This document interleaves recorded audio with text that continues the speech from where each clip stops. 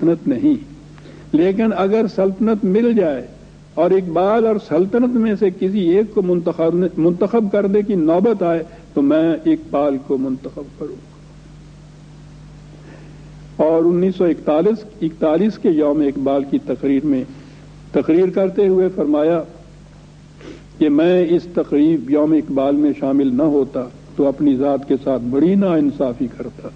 میں اپنی خوش قسمتی سمجھتا ہوں کہ مجھے اس جلسے میں شریک ہو کر اقبال کو عقیدت کے پھول پیش کرنے کا موقع ملا ہے۔ اقبال کی ادبی شہرت عالمگیر ہے کہ وہ مشرق کے بہت بڑے بلند پایہ شاعر اور مفکر اعظم تھے، مرحوم دور حاضر میں اسلام کی تاریخ تھے۔ اس زمانے میں اقبال سے بہتر اسلام کسی اور شخص نے نہیں سمجھا۔ اور آگے سنیے عزیزان من اور ڈاکٹر صاحب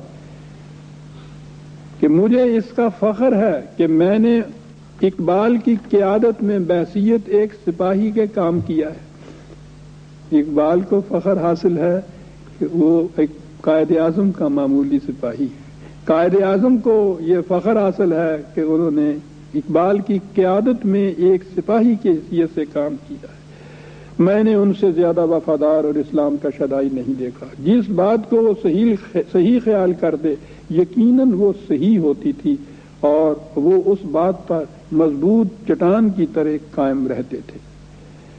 ڈاکٹر صاحب کہاں تک میں باتاں چلا جاؤں؟ میرا خیال ہے کہ وقت کی کمی عدم گنجائش مانے ہے کہ میں مختصر کروں، ورنہ یہ تو اس قسم، شکریہ آپ کا، یہ تھے اقبال اور یہ تھے جناح، خدا رحمت کند این عاشقان پاک تینترا، اور یہ تھے ان کے احسانات اس احسان فراموش کام کے اوپر۔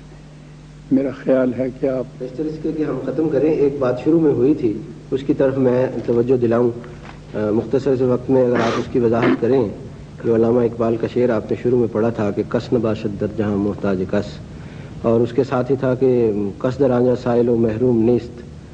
تو سائل و محروم نہ ہونا جو اسلامی مملکت کا ایک طرح امتیاز ہے، اس کی بھی اگر آپ تھوڑی سی وضاحت کر دیں تو ہم فکر اقبال ہی کے اندر رہیں گے، میرا خیال ہے۔ اس کی اگر آپ وضاحت کریں تو بڑی مہربانی ہوگی۔ ڈاکٹر صاحب اس کا تعلق اسلام کے معاشی نظام سے آ جائے گا، اور وہ آپ جانتے ہیں کتنا وسیع مضمون ہے، اور میں ساری عمر لکھتا چلا آ رہا ہوں۔ نظام ربوبیت میری کتاب اسی پہ ہے۔ اقبال اور قرآن میں بھی یہ چیزیں ہیں۔ مختصر الفاظ میں یہ چیز اقبال نے ہمیں سمجھائی اور قرآن کی تائید سے سمجھائی کہ اسلامی مملکت کا فریضہ یہ ہے کہ وہ تمام افراد معاشرہ کی ضروریات زندگی پوری کرے، اور یہی چیز تھی کہ جسے نبی اکرم صلی اللہ علیہ وسلم نے اپنی اس درخشندہ حدیث میں بیان فرمایا کہ جس بستی میں کوئی ایک شخص بھی رات کو بھوکا سو جائے، اس بستی سے خدا کی حفاظت کی ذمہ داری ختم ہو جاتی ہے۔ اور حضرت عمر رضی اللہ تعالیٰ عنہ نے جو فرمایا کہ اگر دجلہ کے کنارے کوئی کتا بھی بھوک سے مر گیا تو مجھ سے اس کی بھی باز پرس ہوگی۔ یہ بنیاد ہے، یہ طرح امتیاز ہی نہیں ہے، بلکہ یہ بنیاد ہے اس کے اسلامی ہونے کی کہ اس میں سائل و محروم بھی نہ کوئی ہو اور حاکم و محکوم بھی کوئی نہ ہو۔ پھر یہ چیز جو ہے کہ یہ ذمہ داری ہے، یہ ہے اصل شے۔ قرآن کریم احترام آدمیت کو سب سے بلند درجہ دیتا ہے۔ وَلَقَدْ كَرَّمْنَا بَنِي آدم، ہر انسان انسان ہونے کی جیسے واجب و تکریم ہے۔ اب ضروریات زندگی پورا کرنے کے لیے اگر وہ کسی انسان کا محتاج ہے یا 10 نگر ہے تو اس سب سے بڑی ذلت انسانیت تو اس میں ہوتی ہے۔ قرآن نے کہا کہ وہ 10 نگر نہیں ہے، مملکت کا فریضہ ہے، اور یہ حق للسائل والمحروم، یہ دو ہی لفظ استعمال کیے ہیں نا، حق للسائل محروم، یہ بطور اپنے حق کے ان سے وصول کر سکتے ہیں۔ تو یہ اس کے بعد اگلی بات ہوگی کہ وہ ذرائع کون سے ہوں گے جس سے مملکت یہ کچھ کرے گی، تو لمبی بات ہے۔ وہ ذرائع کی بات یہی ہے کہ وہ جتنے بھی ذرائع پیداوار ہوں گے مملکت کی ملکیت میں نہیں، مملکت کے انتظام میں اور تحویل میں ہوں گے، تاکہ وہ ان سے اپنی اس ذمہ داری سے عہدہ برا ہو سکے۔ اور قرآن نے جو کہا ہے لیس للانسان الا ما سعی، وہ یہ ہے کہ معاوضہ محنت کا ہے، سرمایہ کا نہیں ہے. سرمایہ کے معاوضے میں جو کچھ حاصل ہو وہ اسے ربا کہتا ہے، اور ربا اتنا سنگین جرم ہے کہ وہ کہتا ہے کہ اس کے خلاف اسلامی مملکت کو جنگ کرنا چاہیے.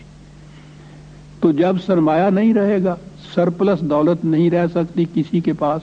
یسألونہ کا ماذا ینفقون قل العفو، یہ پوچھتے ہیں کہ کتنا کچھ دوسروں کی ضروریات کے لیے دے دیں. ان سے کہہ دو کہ جتنا تمہاری ضرورت سے زائد ہے سارے کا سارا، تو سرپلس منی نہیں رہی. اور پھر میں دوہرا دوں کہ جس مملکت میں نبی اکرم صلی اللہ علیہ وسلم کے ارشاد کے مطابق کوئی ایک فرد بھی رات کو بھوکا سو جائے گا، وہ مملکت اسلامی نہیں ہوگی.